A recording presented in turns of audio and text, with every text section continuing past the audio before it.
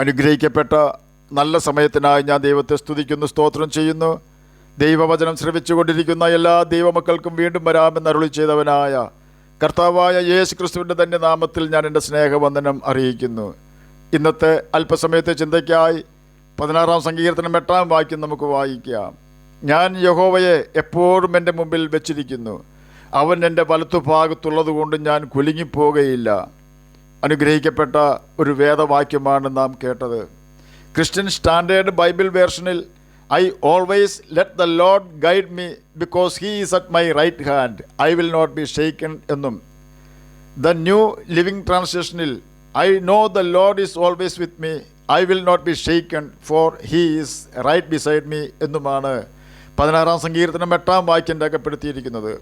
ഈ രണ്ട് തർജ്ജമകളും കൂട്ടിവെച്ച് വായിച്ചാൽ യഹോവയെ എൻ്റെ കർത്താവായി എന്നെ കൺട്രോൾ ചെയ്യുവാൻ എപ്പോഴും ഞാൻ അനുവദിക്കുകയും അവൻ്റെ കൽപ്പനകൾ അനുസരിച്ച് മാത്രം ഞാൻ ജീവിക്കുകയും ചെയ്യുന്നതിനാൽ അവൻ എന്നോടുകൂടെ വസിക്കുകയും എൻ്റെ വലങ്കരത്തിൽ അവൻ പിടിച്ച് ഞാൻ വീഴാതെ വണ്ണം എന്നെ കാക്കുകയും ചെയ്യുന്നു എന്നർത്ഥം കൊടുത്താൽ തെറ്റില്ല. യോഹന്നാൻ എഴുതിയ സുവിശേഷം 10-ാം അധ്യായം 26 മുതൽ 28 വരെയുള്ള വാക്യങ്ങളിൽ ഇപ്രകാരം രേഖപ്പെടുത്തിയിരിക്കുന്നു: എൻ്റെ ആടുകൾ എൻ്റെ ശബ്ദം കേൾക്കുന്നു, ഞാൻ അവയെ അറിയുകയും അവ എന്നെ അനുഗമിക്കുകയും ചെയ്യുന്നു. ഞാൻ അവയ്ക്ക് നിത്യജീവൻ കൊടുക്കുന്നു, അവ ഒരു നാളും നശിച്ചു പോകുകയില്ല, ആരും അവയെ എൻ്റെ കയ്യിൽ നിന്ന് പിടിച്ച് പറിക്കുകയുമില്ല. ഇവിടെ എൻ്റെ ആടുകൾ എൻ്റെ ശബ്ദം കേൾക്കുന്നു എന്ന് പറഞ്ഞാൽ യേശുവിൻ്റെ മനുഷ്യരായ ആടുകൾ യേശുവിൻ്റെ കൽപ്പനകൾ അനുസരിച്ച് അവനെ സ്നേഹിക്കുന്നു എന്ന് അർത്ഥം. യോഹന്നാൻ എഴുതിയ സുവിശേഷം 14-ാം അധ്യായം 23-ാം വാക്യത്തിൽ യേശു അവനോട്, എന്നെ സ്നേഹിക്കുന്നവൻ എൻ്റെ വചനം പ്രമാണിക്കും, എൻ്റെ പിതാവ് അവനെ സ്നേഹിക്കും, ഞങ്ങൾ അവൻ്റെ അടുക്കൽ വന്ന് അവനോട് കൂടെ വാസം ചെയ്യും എന്ന് രേഖപ്പെടുത്തിയിരിക്കുന്നു. ഒരുത്തൻ ദൈവത്തെ സ്നേഹിക്കുന്നു എങ്കിലോ അവനെ ദൈവം അറിഞ്ഞിരിക്കുന്നു എന്ന് 1 കൊരിന്ത്യർക്ക് എഴുതിയ ലേഖനം 8-ാം അധ്യായം 3-ാം വാക്യത്തിൽ രേഖപ്പെടുത്തിയിരിക്കുന്നു. ചുരുക്കി പറഞ്ഞാൽ 16-ാം സങ്കീർത്തനം 8-ാം വാക്യത്തിൽ സങ്കീർത്തനക്കാരൻ പറയുകയാണ്, ഞാൻ യഹോവയെ അവൻ്റെ കൽപ്പനകൾ അനുസരിച്ചുകൊണ്ട് സ്നേഹിക്കുന്നതിനാൽ അവൻ എന്നോടുകൂടെ വസിക്കുകയും ഞാൻ ഒരു നാൾ നശിച്ചു പോകുവാൻ സമ്മതിക്കാതെ എന്നെ സംരക്ഷിക്കുകയും എനിക്ക് നിത്യജീവൻ നൽകുകയും ചെയ്യുന്നു. ഇപ്രകാരമാണ് 16-ാം സങ്കീർത്തനം 8-ാം വാക്യം നമ്മെയും പഠിപ്പിക്കുന്നത്. മശിഹായെക്കുറിച്ച് എഴുതിയിരിക്കുന്ന ഒരു സങ്കീർത്തന വാക്യമാണ് 16-ാം സങ്കീർത്തനം 8-ാം വാക്യം. ധനികനായ ഒരു മനുഷ്യൻ തൻ്റെ സമ്പത്ത് ആരെങ്കിലും മോഷ്ടിച്ചാലോ എന്ന ഭയത്താൽ രാത്രി ഉറക്കം വരാതെ ഭയത്തോടെ ഇരിക്കുകയും നേരം വെളുത്താൽ സമാധാനത്തോടെ കിടന്നുറങ്ങുകയും ചെയ്യുക പതിവായിരുന്നു. രാത്രിയിൽ അയാൾ കേൾക്കുന്ന ചെറിയ ഒരു ശബ്ദമാണെങ്കിലും അങ്ങോട്ട് ടോർച്ചടിച്ച് കള്ളനല്ല എന്ന് ഉറപ്പ് വരുത്തിയിട്ടേ അദ്ദേഹം വിശ്രമിക്കുമായിരുന്നുള്ളൂ. നാളുകളായി ഈ ധനികൻ്റെ സ്വഭാവം ഇതായിരുന്നു. ഇതിൽ ദേഷ്യം വന്ന തൻ്റെ ഭാര്യ ആ വ്യക്തിയോട് പറഞ്ഞു, തൊട്ടടുത്ത് ഓല വീട്ടിൽ കിടന്നുറങ്ങുന്ന പാവപ്പെട്ടവനെ ചൂണ്ടിക്കാണിച്ചുകൊണ്ട് ആ ദരിദ്രൻ എത്ര സുഖമായാണ് തൻ്റെ കൊച്ചു കുടിലിൽ കിടന്നുറങ്ങുന്നത്, അതും വീടിൻ്റെ വരാന്തയിൽ. ഒരു പേടിയുമില്ലാതെ അയാൾ കിടന്നുറങ്ങുന്നു, നിങ്ങൾക്കെപ്പോഴും പേടിയാണ് എന്ന് പറഞ്ഞ് ദേഷ്യപ്പെട്ടു.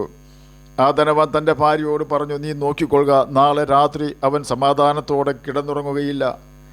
നേരം വെളുത്തപ്പോൾ ധനികനായ വ്യക്തി ആ ദരിദ്രനെ വിളിച്ച് അല്പം പണം കൊടുത്തു, നീ ഇത് സൂക്ഷിച്ചു വച്ചേക്കണം, കള്ളന്മാരുള്ള ഏരിയയാണ്. ആ ദരിദ്രൻ വീട്ടിൽ പോയി. രാത്രിയായപ്പോൾ തൻ്റെ പണം എവിടെ വെക്കണമെന്നറിയാതെ ദരിദ്രൻ ചുറ്റി നടക്കുകയാണ്. എവിടെ വെച്ചാലും തൻ്റെ പണം ആരെങ്കിലും അപഹരിക്കും എന്ന ചിന്ത ദരിദ്രൻ്റെ ഹൃദയത്തിൽ കയറിക്കൂടി. ആ പണം കയ്യിൽ തന്നെ വെച്ച് ഉറങ്ങാതെ നേരം വെളുപ്പിച്ചു. ധനികൻ തൻ്റെ ഭാര്യയെ വിളിച്ച് ദരിദ്രൻ്റെ ഇപ്പോഴത്തെ അവസ്ഥ കാണിച്ചു കൊടുത്തു. ദരിദ്രൻ്റെ ഉറക്കം കളഞ്ഞത് ധനവാൻ കൊടുത്ത അല്പം പണമായിരുന്നു. അതെ, നാം ധനത്തെ നമ്മുടെ മുമ്പിൽ വെച്ചാൽ, ധനത്തിന് നാം പ്രാധാന്യം കൊടുത്താൽ അതിനെക്കുറിച്ചുള്ള ചിന്തയായിരിക്കും നമ്മെ ഭരിക്കുന്നത്. അതുകൊണ്ടാണ് കർത്താവ് തൻ്റെ ശിഷ്യന്മാരെ പഠിപ്പിച്ചത്, സ്വർഗത്തിൽ നിങ്ങൾ നിക്ഷേപം സ്വരൂപിച്ചുകൊള്ളുവിൻ, കാരണം നിങ്ങളുടെ നിക്ഷേപം ഇരിക്കുന്നിടത്ത് നിങ്ങളുടെ ഹൃദയവും ഇരിക്കും. യഹോവയായ കർത്താവിനെ നമ്മുടെ മുമ്പിൽ വെച്ചാൽ, ജീവിതത്തിൽ ഏറ്റവും പ്രാധാന്യം കർത്താവായ യേശു ക്രിസ്തുവിനെ നാം കൊടുത്താൽ, നമ്മുടെ സംസാരം എപ്പോഴും യേശുവിനെക്കുറിച്ചായിരിക്കും, നമ്മുടെ ഹൃദയത്തിൽ എപ്പോഴും ദൈവചിന്തയായിരിക്കും, നമ്മുടെ പ്രവൃത്തികളിൽ ദൈവസ്വാധീനമുണ്ടായിരിക്കും. കള്ളത്തരം പറയുവാനും ചെയ്യുവാനും കഴിയാത്ത അവസ്ഥയായിരിക്കും ദൈവത്തിൻ്റെ പ്രഥമസ്ഥാനം കൊടുക്കുന്ന വ്യക്തികൾക്ക് ഉണ്ടാകുന്നത്. അവരുടെ മുമ്പിൽ പാപം ചെയ്യുവാനുള്ള വാതിൽ തുറന്നു കിട്ടിയാൽ അവർ അത് വിട്ട് ഓടി രക്ഷപ്പെടും. നല്ലൊരു യൗവനക്കാരനെക്കുറിച്ച് ഞാൻ കേട്ടിട്ടുള്ളത് ഇപ്രകാരമാണ്: നല്ല ശമ്പളമുള്ള ജോലി പട്ടണത്തിലെ വലിയ ഒരു കമ്പനിയിൽ അദ്ദേഹത്തിന് ലഭിച്ചു. കമ്പനി തന്നെ മനോഹരമായ ഒരു ബംഗ്ലാവ് അദ്ദേഹത്തിന് താമസിക്കുവാൻ കൊടുത്തു. കമ്പനി കാറും സൗകര്യങ്ങളും എല്ലാം ഉണ്ട്. സന്തോഷത്തോടെ താൻ ആ കമ്പനിയിൽ മാനേജരായി ജോലി ചെയ്തുകൊണ്ടിരുന്നു. പെട്ടെന്നായിരുന്നു കാര്യങ്ങളെല്ലാം തകിടം മറിഞ്ഞത്. ഒരു ദിവസം തൻ്റെ മാനേജിംഗ് ഡയറക്ടർ തന്നെ ഓഫീസിലേക്ക് വിളിച്ചു. ഇന്നത്തെ ഫ്ലൈറ്റിൽ ചില ആളുകൾ വരുന്നുണ്ട്. നമ്മുടെ കമ്പനി സന്ദർശിക്കുവാനാണ് അവർ വരുന്നത്. അവർക്ക് നമ്മിൽ താല്പര്യമുണ്ടായാൽ കോടിക്കണക്കിന് രൂപയുടെ ബിസിനസ് നടക്കും. ആകയാൽ ഈ അവസരം നാം മാക്സിമം മുതലെടുക്കുകയാണ്. ആകയാൽ നീ നേരിട്ട് ചെന്ന് അവരെ സ്വീകരിച്ച് ബാർ അറ്റാച്ച്ഡ് ഹോട്ടലിൽ അവർക്ക് സുഭിക്ഷമായ ആഹാരവും മദ്യവും മേടിച്ചു കൊടുക്കണം. ഇത് കേട്ട മാനേജരായ ആ യൗവനക്കാരൻ പറഞ്ഞു, സാറേ, ഞാനൊരു ദൈവമകനാണ്. എനിക്ക് ബാർ ഹോട്ടലിൽ കയറുന്നതിന് പ്രയാസമുണ്ട്. അത് വചനവിരുദ്ധമാണ്. മറ്റുള്ളവരെ കൊണ്ട് ഞാൻ അറിഞ്ഞുകൊണ്ട് പാപം ചെയ്യിക്കുന്നതിന് തുല്യമാണത്. ദയവായി എന്നെ ഈ പ്രതിസന്ധിയിൽ നിന്ന് രക്ഷിക്കുകയാണ്. ഇത് കേട്ട മാനേജിംഗ് ഡയറക്ടർ പറഞ്ഞത് പ്രകാരമാണ്. വലിയ സൗകര്യങ്ങളും ശമ്പളവും തന്ന് താങ്കളെ ഞാൻ ജോലിക്ക് നിർത്തിയത് ഞാൻ പറയുന്നത് അനുസരിക്കുവാനാണ്. നിൻ്റെ ജോലി നിനക്ക് വേണമെങ്കിൽ ഞാൻ പറയുന്നത് നീ അനുസരിച്ച് ഒക്കൂ. ആ യൗവനക്കാരൻ ആ ജോലി രാജിവെച്ചു. പട്ടണത്തിൽ തന്നെ ഒരു കൊച്ചു ജോലി ചെയ്ത് ജീവിക്കുവാൻ തുടങ്ങി. തൻ്റെ ഭാര്യയ്ക്കത് സഹിക്കുവാൻ കഴിഞ്ഞില്ല. എന്നാൽ യഹോവയ്ക്ക് തൻ്റെ ജീവിതത്തിൽ പ്രഥമ സ്ഥാനം കൊടുത്തിരുന്ന ആ യൗവനക്കാരനെ തൻ്റെ ജോലി സംരക്ഷിക്കുന്നതിനേക്കാൾ വലുത് തൻ്റെ കർത്താവ് അപമാനിക്കപ്പെടാതിരിക്കുന്നതിൽ ആണ്. യഹോവയെ എപ്പോഴും മുമ്പിൽ വച്ചിരിക്കുന്ന വ്യക്തിക്ക് തീരുമാനങ്ങൾ എടുക്കണമെങ്കിൽ അത് യഹോവയുടെ ആലോചനയ്ക്ക് ഒത്തുപോകുന്ന തീരുമാനങ്ങളെ എടുക്കുവാൻ സാധിക്കുകയുള്ളൂ. യഹോവയെ എപ്പോഴും മുമ്പിൽ വെച്ചാൽ എല്ലാ മേഖലകളിലും നാം വിശ്വസ്തത പുലർത്തും. കാരണം യഹോവ നോക്കുന്നത് വിശ്വസ്തന്മാരെയാണ്. അത്യല്പത്തിൽ ചെറിയ കാര്യങ്ങളിൽ പോലും വിശ്വസ്തരെയാണ് ദൈവം നോക്കുന്നത്. ക്ഷമയുടെ കാര്യത്തിൽ നാം സകലരോടും ക്ഷമിക്കും. പ്രാർത്ഥനയുടെ കാര്യത്തിൽ ദൈവസന്നിധിയിൽ ചെലവഴിക്കുവാൻ നമ്മുടെ തിരക്കേറിയ സമയത്ത് പോലും ധാരാളം സമയം മാറ്റിവെക്കും. ആരോഗ്യമുണ്ടെങ്കിലല്ലേ ജോലി ചെയ്യുവാൻ നമുക്ക് സാധിക്കൂ. ആകയാൽ കർത്താവിന് കൊടുക്കേണ്ട സമയം നാം വ്യർത്ഥ കാര്യങ്ങളിൽ കളയാതെ കർത്താവിന് തന്നെ കൊടുക്കും. സംതൃപ്തിയുള്ള ജീവിതം നയിക്കുവാൻ യഹോവയെ നമ്മുടെ മുമ്പിൽ വെച്ചാൽ സാധിക്കും. ഒരു സമ്പത്തുമില്ലാത്ത വൃദ്ധയായ ഒരു വിധവ, വായിൽ ആകെ 2 പല്ലേ ഉള്ളൂ, വളരെ സന്തോഷത്തോടെ ജീവിക്കുന്നു.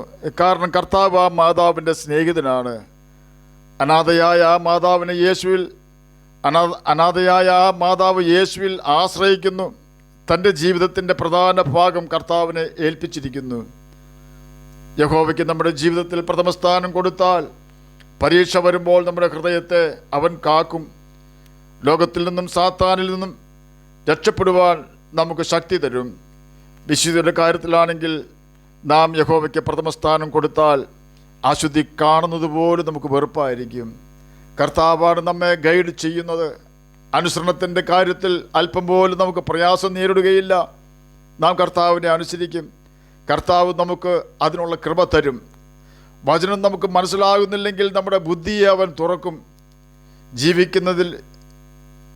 ജീവിക്കുന്നതിന് സന്തോഷവും സമാധാനവും മരണത്തെക്കുറിച്ചുള്ള ഭയമില്ലാതിരിക്കുന്ന അവസ്ഥയും കർത്താവ് നമുക്ക് തരും. സമ്പത്ത് വന്നാൽ നാം അതിൽ ആശ്രയിക്കുകയില്ല. ദൈവം ആഗ്രഹിക്കുന്ന വിധത്തിൽ നാം അത് ചിലവഴിക്കും.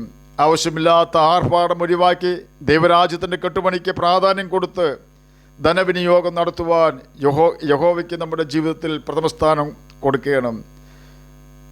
ദുരാരോപണം വരുമ്പോൾ നാം ദൈവത്തിൽ ആശ്രയിക്കുകയും സമ്പത്ത് വർദ്ധിച്ചാൽ അത് വർദ്ധിപ്പിച്ചവനെ ഓർത്ത് അനുസരിക്കുകയും ചെയ്യും.